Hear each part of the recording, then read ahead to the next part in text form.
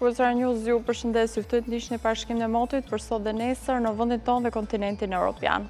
Pjesa më e madhe e Europës do dominohet nga moti i kthjellët dhe temperaturat të larta, kryesisht në Europën Veriore, Britaninë e Madhe, Gadishullin Iberik dhe pjesën e Europës Qendrore, ndërsa pjesa e Europës Lindore do të mbetet me vranësira. Njemi tani me kushtet e motit për sa i përket vendit tonë. Sipas Meteoalb, moti do të jetë kryesisht i kthjellët dhe i nxehtë me vranësira kalimtare në zonat malore.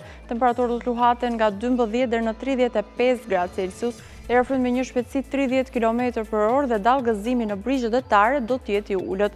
Shohim tani kushtet e motit për sa i përket rëndë Europës për ditën e nesërme. Kontinenti evropian do të vijojë në ndikimin e valës së nxehtë afrikane, ku në Portugali dhe Spanjë termometri do të ngjitet në 38 gradë Celsius, po ashtu moti i nxehtë do të mpizotrojë dhe zonën e Ballkanit dhe pjesën e Europës Qendrore, po ashtu dhe Britaninë e Madhe.